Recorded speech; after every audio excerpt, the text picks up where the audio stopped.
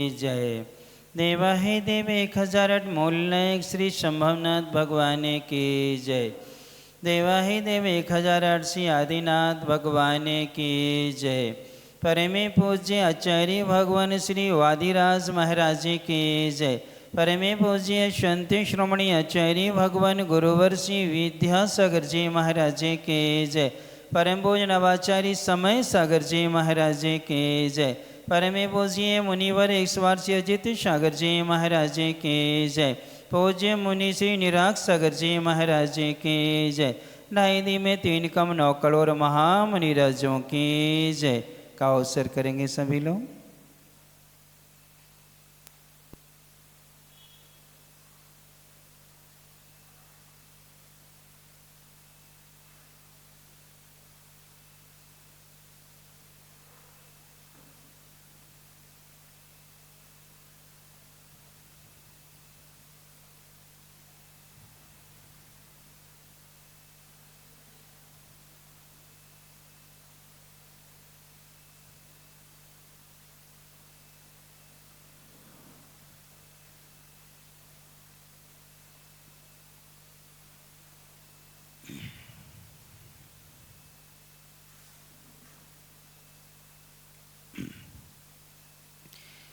एके भावं गतियोमयः यस्यं कर्मिबन्धो घोरं दुःखं भवगतो दुर्निवारकरोति तस्याप्यस्य तैजिनिरवे भक्तिरुन्मुक्तैर्चेत् जेतुं शक्यो भवति न तया को परस्ताप हेतु हो। यहाँ पर आचार्य वादिराज महाराज धर्म और धर्मात्मा पर जब संकट आता है तब वह स्तुति के द्वारा जिन धर्म की प्रभावना करते हैं, अर्थात भगवान की स्तुति करने से एकापि समर्थेयं जिन भक्ति दुर्गतिम निवारितुम पुण्यानि च पूरितुम, अर्थात ये जो भक्ति है एक इतनी समर्थ है कि दुर्गति का निवारण करती है और पुण्य को क्या करती है, पूर्ण करती अर्थात बढ़ाने वाली होती है। इसलिए वादिराज महाराज ने जब ये श्रावक ने कहा कि नहीं हमारे गुरु सर्वांग सुंदर होते हैं, और राजा ने और मंत्रियों ने निर्णय लिया कि चलो देखते हैं। मंत्री जी कह रहे थे कि वो कुष्ठ रोगी होते हैं, गलित होते हैं, घृणित होते हैं, और श्रावक ने क्या कि नहीं हमारे महाराज तो कैसे होते हैं, सर्वांग सुंदर होते हैं। तो उन्होंने जब महाराज से कहा कि महाराज ऐसी बात है, यदि आज कुछ नहीं हुआ तो कल के दिन कोई भी विश्वास नहीं करेगा। तो महाराज ने एक ही भाव स्तोत्र की रचना करके अपने रोगों को क्या कर लिया था, दूर कर लिया था। तो इस प्रकार से भगवान की भक्ति करने से पुण्य में क्या होती है, वृद्धि होती है। असाता वेदनी साता में क्या हो जाता है, परिवर्तित हो जाया करता है। इसलिए हे भगवान, जब आप विहार करते हैं, आप चारों चतुष्टयों से सहित होने से आपके देव जो होते हैं 14 देवकृत अतिशय होते हैं। उन अतिशयों में कमल की क्या होती है, रचना होती है। आपकी परछाई भले नहीं पड़ती है, लेकिन आपकी आभा मंडल से वह स्वर्णमय कमल भी सुगंधित और चमकदार हो जाते हैं, जो लोगों के लिए सम्यक दर्शन का क्या बनते हैं, कारण बन जाया करते हैं। इसलिए हे भगवान, जब हम आपको ध्यान के माध्यम से आपको सर्वांग से स्पर्श कर रहे हैं, अर्थात हमने अपने हृदय में आपको क्या कर लिया है, विराजमान कर लिया है, तो हमें भी ऐसा कोई कल्याण नहीं है जो मुझे प्राप्त ना हो, अर्थात अवश्य क्या होगा, प्राप्त होगा। अब आगे दे रहे हैं कि हे भगवान, आपने काम को नाश किया हुआ था। काम के क्या अर्थ होते हैं, काम का प्राय अर्थ है, लोग कहते हैं स्पर्श इंद्रिय का विषय, नहीं, काम का अर्थ होता है पांचों इंद्रिय के विषय। भोजन करना, शयन करना, स्नान आदि करना, चलना फिरना, घूमना, वस्त्र आभूषण आदि धारण करना, जितनी भी क्रियाएं शरीर के आश्रित होकर अपन कर दे, सब किस में आती हैं? काम पुरुषार्थ में आती हैं। किस में आती हैं? काम पुरुषार्थ में आती हैं।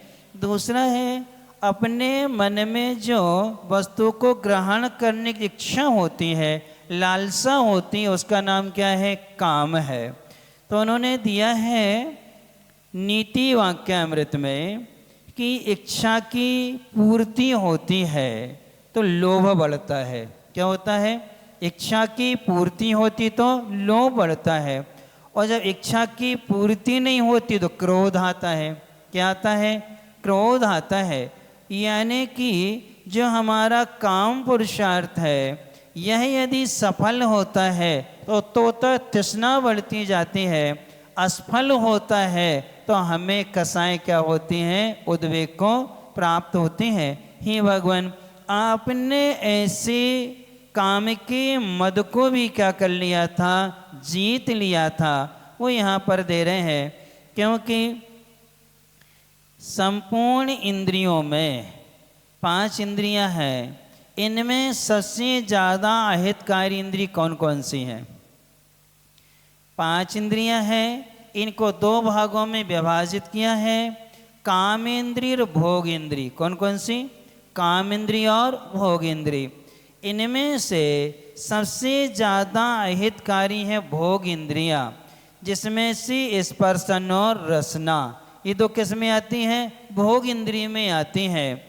चक्षु इंद्रिय, कर्ण इंद्रिय और घ्राण इंद्रिय काम इंद्रिय कहलाती हैं। क्या आती हैं? काम इंद्रिय कहलाती हैं।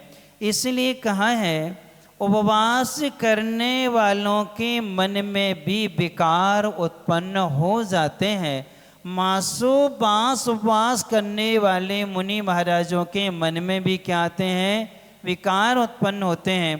तभी तो रुद्रों का जन्म होता। किन का जन्म होता है? रुद्र का जन्म जो होता है वह मुनि और आरिका के संयोग से होता है, और बाद में पश्चाताप करके महाराज प्रायश्चित लेकर के शुद्ध होते हैं। आरिका भी प्रायश्चित लेकर के शुद्ध होती हैं और फिर पुनः दीक्षित होती। क्या होती हैं? पुनः दीक्षित होकर तब करके अपनी स्त्रीवेद का क्या करती हैं? नाश करती हैं। इसीलिए ऐसे कठिन से कठिन काम को भी आपने क्या कर लिया था? हे भगवान, आपकी वाणी को सुन करके क्या कर लिया था? जीत लिया था। वो यहाँ दे रहे हैं, पश्यन्तम त्वद्वचनमृतं भक्ति पात्रया पिबन्तं कर्मारण्यात्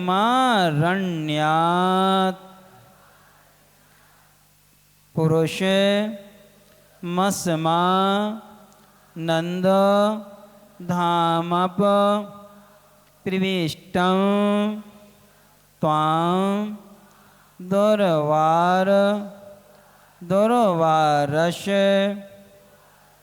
मर्मदहरं तत्प्रसादैको भूमिं क्रूराकारः कथमिव रुजा कंटका निर्लुठन्ते पश्यन्तं तद्वचनमृतं भक्तिपात्रया पिबन्तं कर्मारण्यात् पुरुषमस्मा नंदधामा प्रविष्टं त्वां दुर्वारस मर्मदहरं तत्प्रसादैकी भूमिं क्रूराकारः कतिमिविरुजा कंटिका निर्लुठन्ति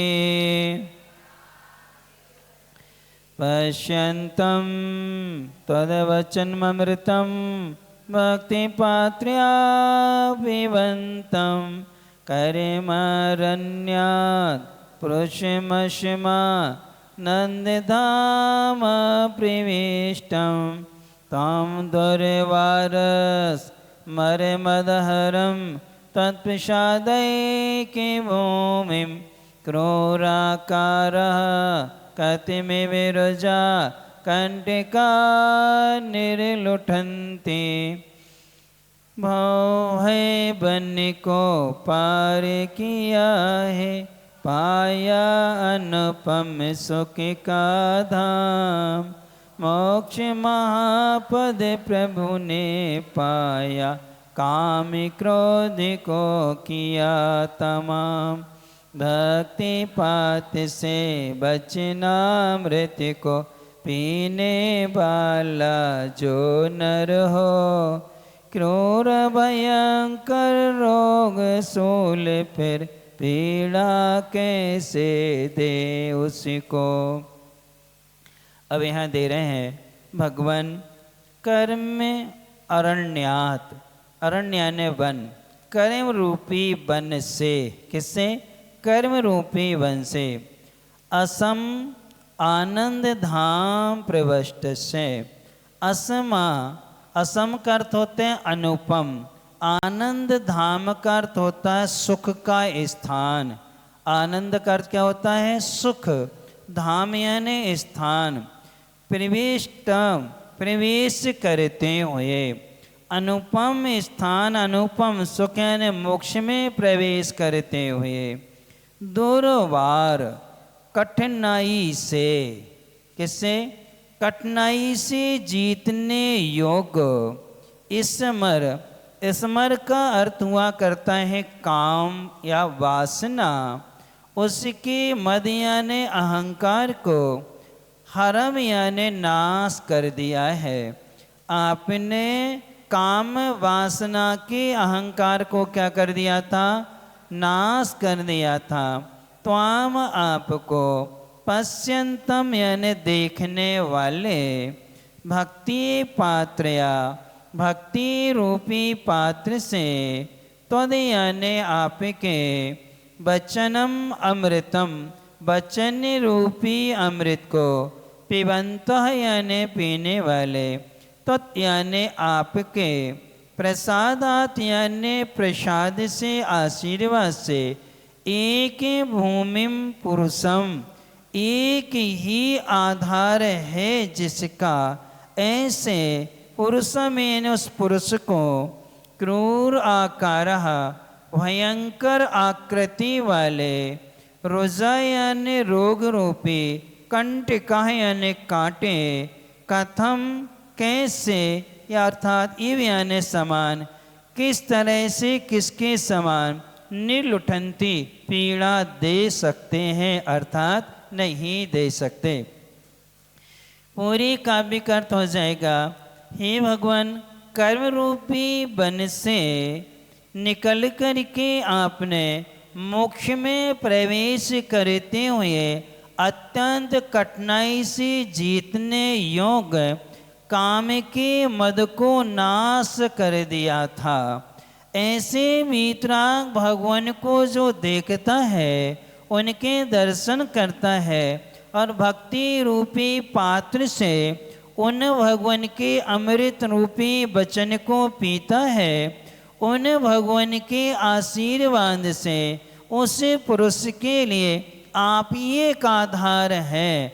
ऐसे पुरुष के लिए भयंकर आकृति वाले रोग रूपी कांटे किसी भी तरह से पीड़ा नहीं दे सकते हैं, अर्थात कष्ट नहीं दे सकते हैं। तो सबसे पहले कर्म किसे कहते हैं? जो आत्मा को पराधीन करता है वो कौन कहलाता है? कर्म कहलाता है। जो आत्मा को क्या करता है? पराधीन करता, वो कर्म है। मूल में कर्म 3 होते हैं, एक भाव कर्म, एक द्रव्य कर्म, एक नौ कर्म। राग और द्वेष को भाव कर्म कहते हैं। किसको? राग और द्वेष को भाव कर्म कहते हैं। ज्ञान वर्ण आदि 8 कर्मों को द्रव्य कर्म कहते हैं। शरीर आदि को 9 कर्म कहते हैं। क्या कहते हैं? 9 कर्म। तो अपनी आत्मा के साथ में राग द्वेष का संयोगज तादात्म्य संबंध है। कौन सा है? संयोगज तादात्म्य संबंध है, आत्मा के स्वरूप में मिले हुए हैं।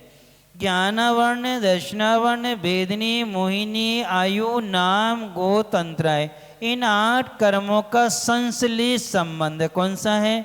संश्लेष संबंध दूध पानी की तरह एक में एक है। और शरीर आदि का 9 कर्म है, संयोग संबंध कौन सा है? संयोग संबंध है। ये 3 संबंध, संयोग संबंध, संश्लेष संबंध और संयोगज तादात्म्य संबंध, ये 3 हो गए। तीनों के लिए समझने के लिए एक अपन आहार संज्ञा को ले लेते हैं। कई लोगों की धारणा ये है, महाराज इन लोगों की आप कसाए छुड़वाओ। क्या छुड़वाओ? कसाए छुड़वाओ। इनके रात्रि भोजन मत छुड़वाओ, तम्बाकू, बीड़ी, सिगरेट आदि मत छुड़वाओ, आलू प्याज वगैरह मत छुड़वाओ, रात्रि भोजन मत छुड़वाओ। क्या छुड़वाओ? कसाए छुड़वाओ। अब अपन जानते हैं कि इनका क्या संबंध है। सबसे पहले अपन आहार संज्ञा को लेते हैं। किसको लेते हैं? अपन को भोजन करने की इच्छा किन कारणों से होती है? तो आगम में गौमट सार जीव कांड में संज्ञा मारणा आई है, उसमें आहार संज्ञा के विषय में कहा है, आहार दंसने ने तस्व जोगेणे ओम कोठाए सादे दुदीर्णाए आहार सन्ना जाए दे। यानी कि आहार दंसने ने आहार को देखने से एक हो गया, तस्व जोगेणे उस तरफ उपयोग ले जाने से 2, ओम कोठाए पेट का खाली होने से, और असाता वेदने की उदीर्णा होने से। कितने हो गए आहार के कारण? 4। कौन कौन से? आहार को देखना, आहार की तरफ उपयोग ले जाना, फिर इसके बाद में पेट का खाली होना, और असाता वेदने की क्या होना? उदीर्णा होना। ये 4 कारण है। अब इन 4 कारणों को अपन 3 कर्मों में विभाजित करेंगे। कौन कौन से कर्म में? भाव कर्म, द्रव्य कर्म और 9 कर्म में क्या करेंगे? विभाजित करेंगे। तो देखो, आहार को देखना चक्षु इंद्री से होता। किससे होता है? चक्षु इंद्री से। आहार जो सामग्री पृथक है, दूर है, तो ये कहलाएगा संयोग संबंध। कौन सा? तो आँखों से आहार को देखना 9 कर्म है। क्या है? 9 कर्म। पेट का क्या होना? खाली होना। पेट भी क्या है? शरीर है। शरीर क्या है? 9 कर्म है। इसका भी क्या है? संयोग संबंध। कौन सा है? संयोग। तो आहार को देखना और पेट का खाली होना 9 कर्म है। कौन से हैं? 9 कर्म है। अब असाता वेदने की उदीर्णा होना। क्या होना? उदीर्णा। उदीर्णा किसे कहते हैं? समय के पहले कर्म का उदय में आ जाना। समय के पहले कर्म को फल देने लगना सो क्या कहलाती है? उदीर्णा कहलाती है। जैसे बीच में पीछे वालों को नींद आ रही है, अब इनके लिए बिस्तर बिछा दिया जाए तो क्या होगा? क्या हो जाएगा? आपको क्या है? बिस्तर मिल गया, नींद तो आ ही रही थी, कर्म को उदय चल रहा था, और बिस्तर मिल गया तो आप क्या हो जाओगे? सो जाओगे। तो निद्रा की उदीर्णा जो घर जाके होना थी वो कहाँ हो जाएगी? यहीं। तो जो कर्म उदय में 1 घंटे बाद आना था वो पहले ही फल देने लगना, उसका नाम क्या है? उदीर्णा कहलाता है। तो असाता वेदने की उदीर्णा का होना ये कहलाता द्रव्य कर्म। कौन सा? वेदिनी कर्म कौन सा है? द्रव्य कर्म है। उसको उदीर्ण होने लगना तो संश्लेष संबंध है। तो असातः वेदनिक उदीर्ण किस में गई? द्रव्य कर्म में गई। अब उपयोग ले जाना, चौथा कर्ण कौन सा बच्चा? उपयोग। उपयोग किसका है? आत्मा का है। जब आत्मा अपना उपयोग उस तरफ ले जाती है तो ये भाव कर्म है। कौन सा है ये? क्यों? आत्मा की स्वयं की इच्छा हुई, आत्मा स्वयं उस तरफ ले गई है अपने ज्ञान दर्शन चेतना को, तो ये क्या हो गया? भाव कर्म हो गया। कौन सा कर्म हो गया? भाव कर्म। द्रव्य कर्म में एक कारण असाता की उदीरना, नौ कर्म में पेट का खाली होना और आहार सामग्री को देखना, ये दो हो गए। और इसके बाद में उस तरह उपयोग ले जाना सो क्या हो गया? भाव कर्म हो गया। ये अपन ने जान लिया। अब द्रव्य कर्म का संश्लेष है, भाव कर्म का संयोगज तादात्म्य है, और नौ कर्म जो उनका कौन सा है? संयोग संबंध है। अब असाता वेदनी की उदीर्णा होना किस पर निर्भर है? भरा पेट हो तो भूख लगती है क्या? पेट का खाली होना, और पेट खाली भी ना हो और अच्छी चीजें सामने दिख जाए तो क्या होता है? एक बार 92 की बात है, 92 में हम पिताजी के दोस्त थे, काका जी थे, पिताजी भी थे, इन सबके साथ में महावीर जी गए थे। तो पिताजी की अपेक्षा उनके जो दोस्त थे उनको हम चाचा जी कहते थे। उनकी खुराक बहुत ज़्यादा थी, यानी 30-35 रोटी तो आराम से, और इतना सारा चावल, यानी आधा किलो चावल, फिर 1 लीटर दूध तो चाहिए ही चाहिए, उसके बगैर तो काम चलेगा नहीं। 12 केला तो उनको सहज थे, और फिर 10-12 रसगुल्ला भी चल जाते थे। उनका पेट नहीं था, उनका पेट टंकी जैसा था। अर्थात अब उस पेट पे रख कर के वो चाय पी लेते थे, यानी इतनी बड़ी थौन उनकी निकली हुई थी। तो वो गए और हम लोगों ने भोजनशाला में आर्डर दे दिया। अब भोजन तो हम लोगों ने तो 10-15 मिनट में आ हो गया, पिताजी भी का हो गया, और भी थे, भाई भी थे, माँ वगैरह थे, सबके हो गए। अब वो लगे, अब उस महिला को 3 बार आटा उसलना पड़ा। कितनी बार? 3 बार आटा लगाना पड़ा। जब उठ के जाने लगे तो वो महिला कहती है, उसका जो पति भोजनशाला वाला था, कहने लगे, भाई साहब, सेठ जी आप कौन से गांव के हो? जैसे ये कहा तो क्या कहते हैं, काका जी कौन उधार कर रहा है, तो पैसे चाहिए उसे जे ले, नहीं तुम बारे में इसका हो कि वो गांव के आए तो बहुत खाते हैं। इसलिए क्या करना, तो देखो ये आहार संज्ञा जो होती है इसका मूल कारण है पेट का खाली होना, यानी 9 कर्म है। आहार की सामग्री थाली क्यों दिखाई जाती है मुनिराज को? इसके 2 कारण हैं। मुनि महाराज जिनालय से सिद्ध भक्ति, योगी भक्ति, पंचगुरु भक्ति करके आहार को जाते हैं। चौकी में आहार करने के पहले हाथ धो करके सिद्ध भक्ति पढ़ के क्या करते हैं, आहार ग्रहण करते हैं, यानी सिद्धों का चिंतन करते हैं कि वो आहार आदि से क्या है, रहित हैं।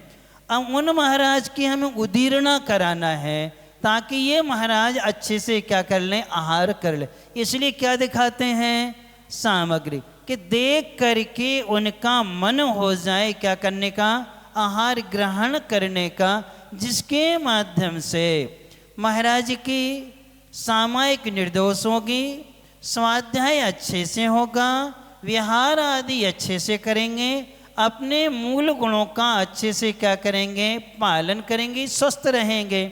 और यदि आहार नहीं होगा, शरीर कमज़ोर होगा, तो सामयिक अच्छे से नहीं हो पाएगी, स्वाध्याय अच्छे से नहीं होगा, विहार आदि अच्छे से नहीं होगा। इतनी सारी चीज़ें उसमें है। तो इस उद्देश्य से उनको अपने लिए बरहमेश आहार का मौका कभी कभी तो मिलता है। इतनी अच्छी संयोजना बनाना चाहिए, नहीं खाने का मन हो लेकिन सामग्री को देख करके खाने का क्या हो, मन हो। तो असाता की उदीर्णा होती क्या देख करके, आहार की थाली को देख करके। और आपने ऐसी थाली दिखा दी के क्या होगा, खा भी इच्छा हो रही होगी तो बिल्कुल भी नहीं होगी। क्यों, सुबह 7 बजे केला बना के रख दे थे, अब एक करिया पड़ गए, अब महाराज क्या करेंगे, खाएंगे क्या? आप खाओगे क्या ऐसे फलों को? आपने फल बना के रख दिए, बिल्कुल क्या पड़ गए, वो काले पड़ गए, अब महाराज खाएंगे क्या? बहुत से ड्राई फ्रूट्स आते हैं, अपन फूलने डाल देते हैं, फूल जाते हैं, स्वाद उनका बिगड़ जाता है, और अपन क्या करते हैं, अब देख करके महाराज का मन क्या होगा, क्या होगा, उदीर्णा होगी कि उल्टी होगी? उदीर्णा नहीं होगी, क्या होगी, उल्टी होगी। इसलिए उदीर्णा कराने के लिए एक कारण। दूसरा है, महाराज का किसी वस्तु का त्याग होगा तो क्या कर देंगे, वो हटा देंगे। तो अपन उतनी ही वस्तुओं का शोधन करेंगे जो महाराज ने ली है, शेष से अपने अपने मन को क्या कर लेंगे, हटा लेंगे। आपने 50 चीज़ें बनाई, महाराज को 10 चीज़ें लेना है, तो महाराज जी 10 बताइए, उन 10 का ही तो क्या करेंगे, अपन शोधन करेंगे। और अपन नहीं दिखाएंगे तो अपन क्या करेंगे, जे भी लाओ जे भी लाओ, इसी में अपन क्या करेंगे, और महाराज क्या करेंगे, हटाओ इसको, हटाओ इसको, हटाओ, इसी में क्या निकल जाएगा, समय निकल जाता है। 2 उद्देश्य से थाली दिखाई जाती है, त्याग के लिए और दूसरा उदीर्णा कराने के लिए। तो ये 9 कर्म है। कौन सा कर्म है, 9 कर्म है। किसकी उदीर्णा कराना, आहार संज्ञा की। अब इसमें से सबसे पहले कौन सा संबंध छूटता है, संयोग संबंध, संश्लेष संबंध कि संयोगज तादात्म्य संबंध, कौन सा छूटेगा?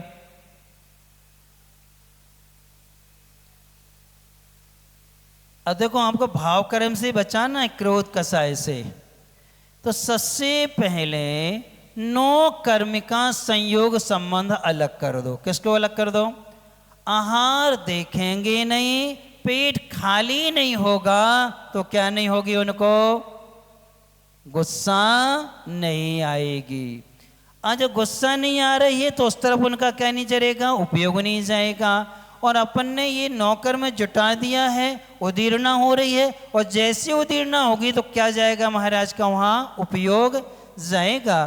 तो सबसे पहले संयोग संबंध, फिर छूटता है संश्लेष संबंध, और अंत में छूटता है कौन सा, संयोगज तादात्म्य संबंध। सबसे पहले 9 कर्म का त्याग, फिर करना है द्रव्य कर्म का, और फिर होता है भाव कर्म का त्याग होता है। इस क्रम से ही भगवान ये कर्म रूपी वन में हम जब घूम रहे थे तो सबसे पहले जितने भी मुनि महाराज हुए या तीर्थंकर हुए, सबसे पहले उन्होंने ग्रह का त्याग किया। किसका त्याग किया? संसार को नहीं हटे, संसार से क्या हो गए, वो हट गए। और मुनि बन करके जो द्रव्य कर्म थे उन कर्मों को उन्होंने क्या किया है, निर्जना करना प्रारंभ कर दे, तब उनके भाव राग द्वेष के नहीं होते हैं। और अपन लोग क्या करते हैं, राग द्वेष से अपन क्या हैं, लिप्त रहते हैं और कोशिश करते हैं कि हम क्या हो जाएं, हमारे भाव अच्छे रहें। क्या रहें? आलू खाने वाले, प्याज खाने वाले, गाजर, मूली, शलजम आदि खाने वाले, इनके भाव अच्छे रह सकते हैं क्या?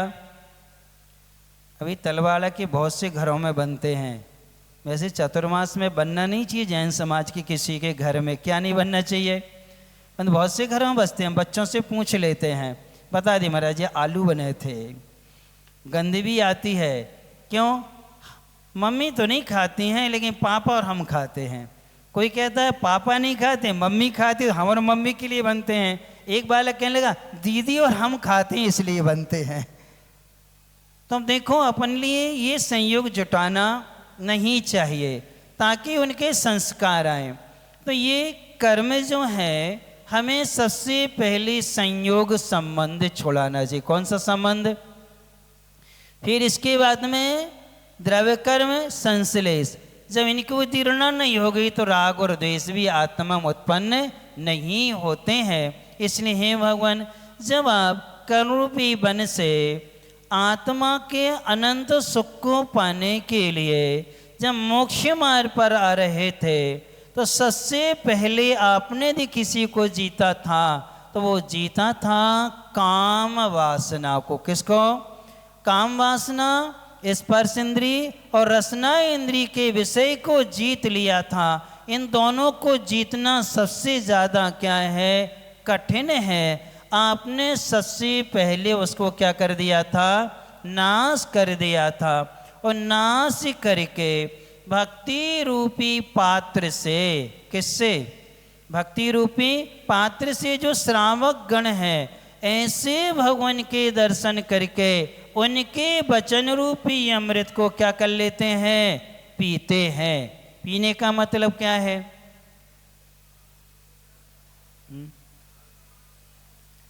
शरीर का भोजन तो अनाज है। क्या है? अनाज है। चार हैं शरीर के भोजन। कौन कौन से? कौन कौन से हैं? खाद्य, स्वाद्य, पेय और लेय। खाद्य यानी दाल, भात, रोटी, अनाज से बनी हुई जितनी वस्तुएं वो सब किस में आती हैं? खाद्य में आती। जितने भी सूखे फल हैं, ड्राई फ्रूट्स जितने हैं, वो सब किस में आते? खाद्य में आते। किस में आते हैं? किशमिश हैं, काजू आदि हैं, मूंगफली, ये सब किस में आते हैं? खाद्य में आते हैं। फिर इसके बाद में लेय पदार्थ कौन गए? जो चाटे जाते हैं वो लेय हैं। जैसे रबड़ी है वो किस में आती है? लेय में आती है। दूध की जो मलाई है वो लेय में आती है। रसगुल्ले आदि खाद्य और लेय दोनों में आते हैं। जलेबी आदि खाद्य और लेय दोनों में आते हैं। पानी जो है वो पेय में आता है। कौन सा? पानी किस में आता है? पेय में। आइए ध्यान रखना, कोई भी जूस पेय नहीं है, दूध भी पेय नहीं है। ये सब खाद्य के अंतर्गत है। किस में आते हैं? खाद्य में। ऐसे पानी को छोड़कर पानी किस में आता है? पेय में आता है।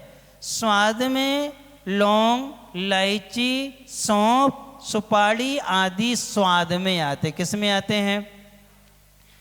अब जीरे किस में आएंगे? धना किस में आएंगे? हल्दी आदि किस में आएंगे? जितने भी मसाले ये सब स्वाद में आते। किस में आते हैं? स्वाद में आते हैं। हमारे संग में एक महाराज जी थे, उनकी समाधि हुई है। वो अपने आहार में कुल 9 चीज़ें लेते थे। कितनी चीज़ें? अब उसमें जल भी गिनती में, दूध भी गिनती में, धना, मिर्च, जीरे आदि, नमक आदि सब काउंट में। सब क्या होते थे? अनाज कुल 9 चीज़ें लेना है। अब उसमें हम लोग जब उनकी चर्या कराते थे तो हम आराम से गेहूँ या ज्वार में से कोई एक चयन कर लेंगे। मात्र क्या करेंगे? नमक का त्याग था। तो हम क्या करते थे? या तो धना डाल देंगे या कभी जीरा डालेंगे। स्वास्थ्य अनुकूल नहीं है तो दूध में हल्दी डाल देंगे। और ऐसे करके उनकी क्या कराते थे? आहार चर्या अच्छे से करा देते थे ताकि उनकी चर्या में किसी भी प्रकार का क्या न लगे? दोष न लगे, उनकी प्रकृति को जान करके। तो ये 4 प्रकार का जो आहार है ये शरीर का है। किसका है? शरीर। आत्मा का भोजन क्या है? ज्ञानामृतम भोजनम। ज्ञान रूपी अमृत जो है वो आत्मा का क्या है? भोजन है।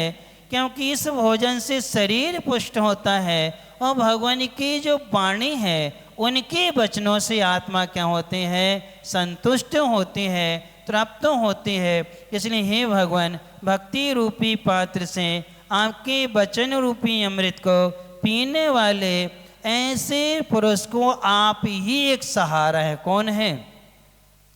आप ही हमारे लिए क्या एक सहारा है। तेरे ही भरोसे भर में डार दई नैया, यानी हे भगवान आप ही मेरे क्या हैं, सहारे हैं। ऐसे पुरुष के लिए भयंकर आकृति वाले रोग रूपी कांटे कभी पीड़ा नहीं दे सकते हैं। भगवान की भक्ति करने वालों के कैंसर जैसे रोग भी कैंसिल हो गए, यानी वे भी क्या हो गए, दूर हो गए।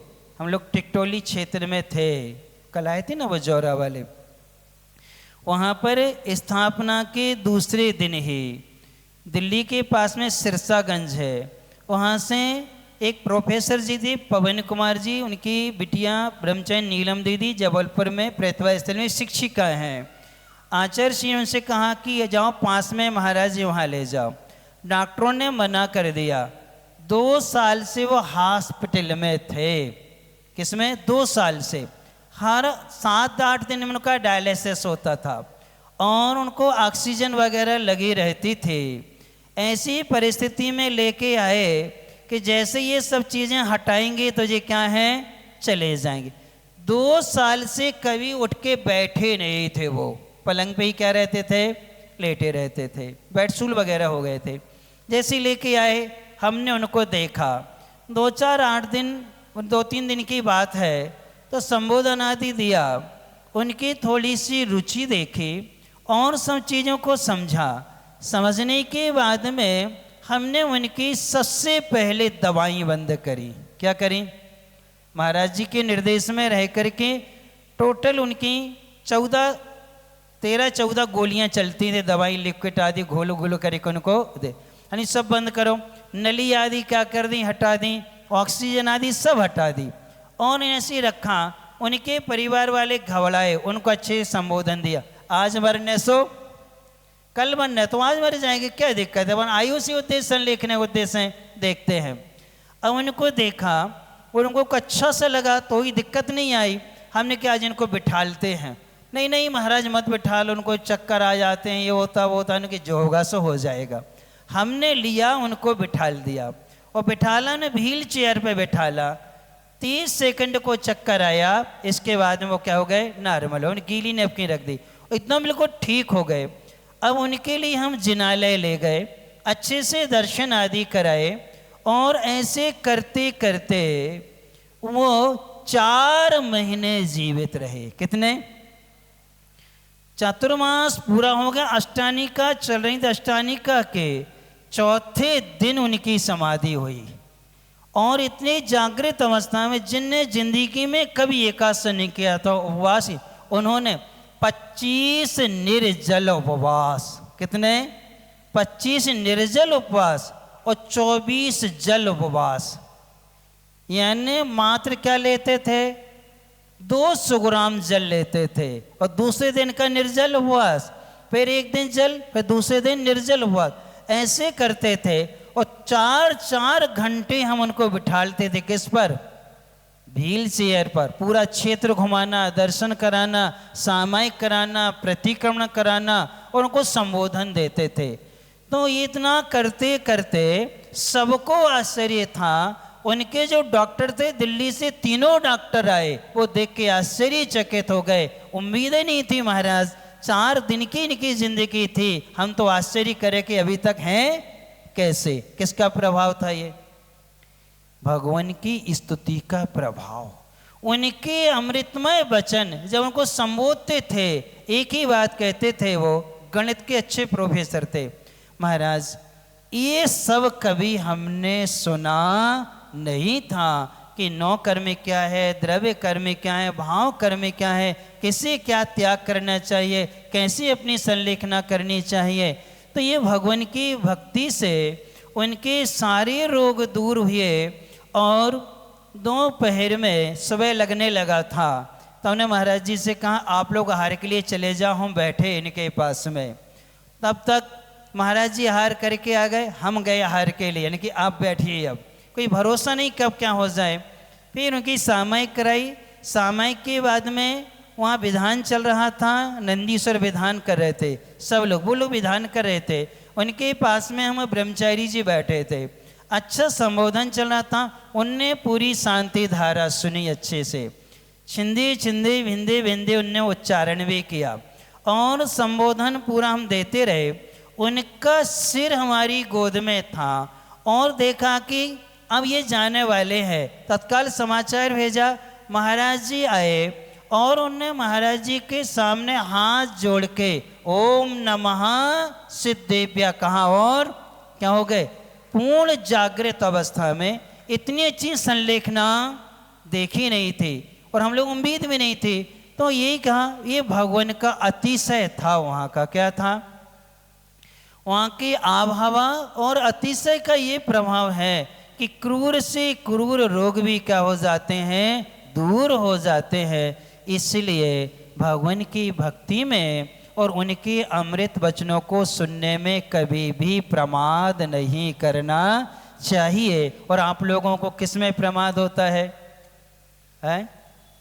हम यहाँ महाराज जी के प्रवचन चलते हैं और यहाँ बाहर होकर मीटिंगें होती, गप्पें होती, कहाँ, चबूतरा पे कम से कम 25 से 30 लोग रोज बैठते हैं। क्या करते हैं?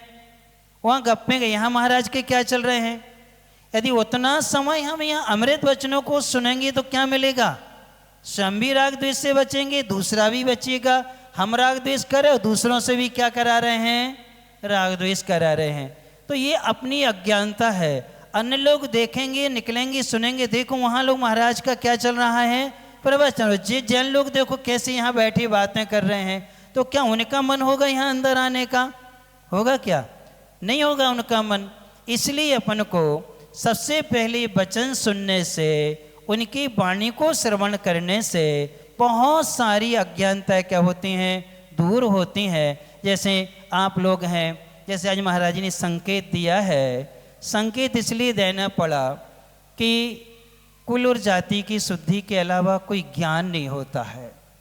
किस चीज़ की कितनी मर्यादा है, पानी कैसे छाना जाता है, इस समय सकरा क्या होता है, गीले हाथ से कौन सी वस्तु उठाना चाहिए, कौन से नहीं उठाना चाहिए, आटे की मर्यादा कितनी है, नमक की मर्यादा कितनी है, इन मसालों की मर्यादा कितनी होती है, कैसे इनको प्रासुक किया जाता है, कैसे शुद्ध आदि किया जाए, कोई तो ज्ञान है नहीं है। हमने कहा भैया हमारी समाज की हमारी बच्चियाँ जो बाहर कॉलेजों में पढ़ती हैं उनको तो ज्ञान है नहीं या, पर जो दूसरे घरों से आई हैं, दूसरी समाज से आई हैं, वो क्या सीखेंगी, उनको क्या ज्ञान होगा? अर्थात सबसे पहले आप लोगों की भी गलती है। ऐसे लोग आते हैं, उच्च कुल के आते हैं, ध्यान दो, उनकी क्रिया है, अपने बीच में बिठा लो, स्वाध्याय कराओ, एक एक क्रिया उनको क्या करना चाहिए, सिखाना चाहिए। जब वो क्रियाओं में परिपक्व हो जाए, वीतरागता के प्रति श्रद्धा और बहुमान आ जाए, तब तो अपन को कुछ सोचना चाहिए।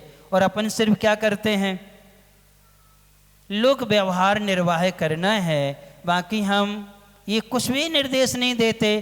कुछ लोग हैं जैनी लोग, कभी क्लास में आना नहीं, कभी श्रावकाचार्य की क्लास में आना नहीं, प्रवचनों में आना नहीं, तो क्या सीखोगे तुम लोग?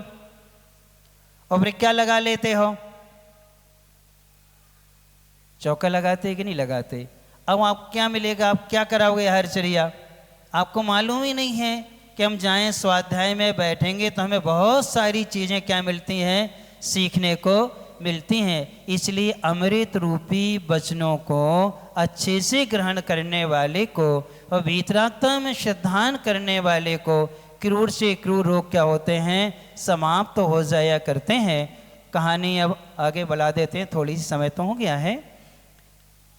वहाँ पर रहते हुए सुर सुंदरी को 8 माह लगभग हो गए थे।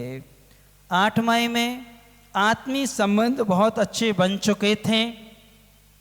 तब सुंदरी ने अपने भाई से रत्न जटी से कहा, भैया हमारा लक्ष्य है, हमें अपने पति को पाना है और वो सिंहल द्वीप में है। और सिंहल द्वीप की कह के गए थे। तब रत्न जटी ने कहा, यहाँ से कुछ दूरी पर बेना तट नाम का नगर है, किनारा है। सिंहल द्वीप से जो भी आता है या जो भी जाता है उस तट पर उसको आना ही पड़ता है, उसके बगैर वो कहीं जा आ नहीं सकता है। सारे के सारे व्यापार बेना तट में हुआ करते हैं। तो वो कहती, भैया आप हमें वहाँ छोड़ दो, बहुत दिन यहाँ आपके बीच में रहते हो गए हैं। जब उसने निवेदन किया तो उनकी रत्न जटी विद्याधर की 4 रानियाँ थीं, 4 पत्नियाँ थीं। पहली पत्नी जो थी, चारों की आंखों में आंसू आ गए। ऐसे धर्मात्मा जिससे अच्छा तत्व चिंतन होता था, अच्छी अच्छी बातें सुनने को मिलती थीं, आज उनका वियोग हो जाएगा, अब हम कैसे रहेंगे। ठीक है, हम धर्मात्मा, लेकिन धर्मात्मा और आ जाता है तो वियोग तो होता ही है। जैसे आप लोग हैं, मात्र अब 29 दिन बचे हैं। कितने? 29 दिन बचे हैं, फिर भी आपको कोई फर्क नहीं पड़ रहा है। कोई बात नहीं, कई तो कह रहे हैं जल्दी तो जाएं जी महाराज तैसे, और अपन क्या हो जाए, फ्री हो जाए। पूछ लेते, महाराज जी आपका बिहार विधान के बाद हो जाएगा ना? यहाँ हो जाएगा, पक्के में हो जाएगा। चलो अच्छा है महाराज। तो देखो बिहार हो गया, खुशी हो रही है, लेकिन एक उसकी आंखों में आंसू आ गए। पहली रानी थी मणिप्रभा। तब वो कहती है, सुंदरी सर्व संयोगा विप्रोगांता, संयोग कुछ समय के लिए होता है भाभी, इसके बाद तो वियोग सबका होना है। जितना भाग्य में था उतनापन मिला। तो बड़ी रानी मणिप्रभा ने उसको अपनी विद्या दे दी, रूप परावर्तनी विद्या दी। कौन सी? रूप परावर्तनी, जिससे वो कोई भी रूप बना सकती विद्या दी। दूसरी रानी थी जिसका नाम था रत्न प्रभा। रत्न प्रभा ने भी उसके लिए अब एक विद्या दे दी। वो विद्या दी थी, वो थी 100 हाथियों का बल आ जाए, कंजर सत बलनी विद्या। कौन सी?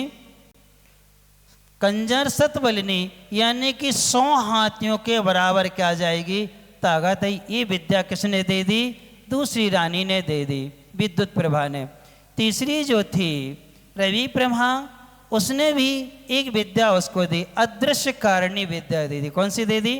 अदृश्य कारिणी। उस विद्या के प्रभाव से अदृश्य हो जाएगी, अपन सबके बीच में रहेगी लेकिन किसी को दिखेगी नहीं। उसने क्या कर दी? ये विद्या दे दी। एक ने रूप परावर्तनी दे दी, एक ने सतकंजर वलनी विद्या दे दी, एक ने अदृश्य कारिणी क्या कर दी? विद्या दे दी। अब इसके बाद में चौथी रानी थी, उसने भी उसके लिए एक विद्या दे दी कि जिस समय जो चाहेगी वह वस्तु उसको क्या हो जाएगी? उपलब्ध हो जाएगी। यानी वो कहे कि हमारे पास में 1 लाख सैनिक आ जाएं तो 1 लाख सैनिक उसके पास में खड़े हो जाएंगे। ये उसको उसने क्या कर दे दी? विद्या दे दी। अब चारों से 4 विद्याएं मिली। तब इसके बाद में उसका जो पति था रत्न जटी, उसने कहा, बहन को खाली हाथ विदा तो हम नहीं करेंगे, हम क्या दे सकते हैं, हम तुम्हें एक पंखा देते हैं, बिजना। वो बिजना दे दिया। इसकी एक विशेषता है कि कैसा भी भयंकर बुखार हो, रोग हो, 3 बार ऐसा कर दो तो क्या हो जाएगा? वो उससे रोग क्या हो जाएगा? दूर हो जाएगा। ये हम तुम्हारे लिए क्या करते हैं? देते हैं। चारों ने 4 विद्याएं, विद्याधर ने उसको पंखा दे दिया। और अब जाने की बारी हुई। शुभ मुहूर्त में जाने की तैयारी होती है। अब रत्न जटी विद्याधर उसको छोड़ने जाता है बेना तट के लिए। शेष कहानी डैश डैश डैश आगे मालूम चलेगा कि क्या होता है क्या नहीं होता है। जल्दी अब तो हम 15 दिन में कर देंगे, पूरी 15 दिन में कर देंगे। 29 दिन है, 14 दिन बच जाएंगे, है ना? आपकी कहानी पूरी हो जाएगी। उस समय हम आपको ग्रंथ का नाम आदि सब बताएंगे। आज की नियम का पालन कौन कौन ने किया? हम सबको देख रहे थे आज, हम सबको देख रहे थे आज, यहाँ भी देखा हमने, है ना? अभ्यास तो करना था, पालन करने में आप लोग असमर्थ रहे, क्योंकि मुड़ कर के जवाब नहीं देना चाहिए, गर्दन मोड़ करके जवाब नहीं देना, स्वयं ही घूम करके क्या करना चाहिए, जवाब देना चाहिए। विनय कहलाती, क्या कहलाती है, विनय कहलाती है।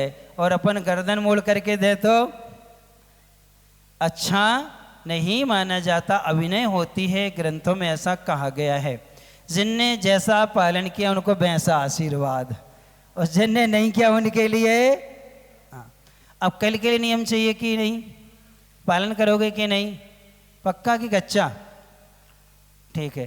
कल आपके लिए किसी भी तरह का झूठ नहीं बोलना, ना व्यवहार में झूठ बोलना है और ना धर्म के विषय में क्या करना है, झूठ बोलना है। एक दिन के लिए झूठ बोलने का त्याग, कितने दिन के लिए, एक दिन के लिए देखो कि हमें कितनी साधना की आवश्यकता है कि हम इस विषय में क्या नहीं करेंगे, झूठ नहीं बोलेंगे। क्योंकि आप लोग कोई से बोलो ना बोलो, हमसे तो 80% लोग झूठ बोल जाते हैं। जैसे हमने एक दिन पूछ लिया अभी चौके में, घी आज ही तो निकाला था महाराज जी, सुबह ही निकाला था, तो पूछा मलाई, महाराज जी 3 दिन की थी। मलाई कितने दिन की, अब वो घी भले अभी निकाला है लेकिन मलाई तो कितने दिन की है, वो तो अवक्ष है कि नहीं, 24 घंटे के भीतर भीतर अपन मलाई का घी निकाल ले। अब वो घी जब तक स्वाद नहीं बिगड़ता तब तक चलेगा, उसकी मर्यादा 6 माह तक भी हो सकती है, जब तक उसका स्वाद नहीं बिगड़ता। ये मलाई की मर्यादा तो मात्र कितनी है, कितनी है, 24 घंटे, शाम की और सुबह की, दोपहर सुबह शाम तक की निकाल के आप तैयार कर सकते हो। अब ये नहीं कि 2 दिन 3 दिन की इकट्ठी कर ली, 4 दिन की, 5 दिन की, 8 दिन की इकट्ठी कर ली, निकाल लिया घी और रख लिया 16 का, जब महाराज आएंगे सो। ये अपन को नहीं करना, बगैर घी के आहार करा दो, चल जाएगा, आपको पुण्य मिलेगा, क्या जरूरत है अपन सब चीज़ें उबाल के रख लें। हमारी भक्ति भाव में जितना हमारे पास में उचित से उचित है उतना अच्छा क्या है कराएंगे। अवक्ष नहीं खिलाएंगे, बस क्या नहीं खिलाएंगे महाराज को, अवक्ष नहीं खिलाएंगे। एक दिन महाराज नहीं भी लेंगे तो क्या फर्क पड़ता। और आपके यहाँ कोई ऐसे भी श्रावक हैं जिनका विवेक है, होशियार है, वो विधिवत तैयार भी करते हैं, तो वो अपनी भक्ति होगी तो अपने घर से लेके चले जाएंगे, चलो हम आज महाराज को घी चला करके आएंगे, हमने तैयार किया है और हम अपनी वस्तु चला के आएंगे, तो आपका भी काम हो जाएगा और महाराज का भी वही वृत्ति हो जाएगी। अवक्ष कभी नहीं खिलाना चाहिए, झूठ नहीं बोलना, क्या नहीं करना, आहार के मामले में कभी झूठ नहीं बोलना का अवसर कर लो।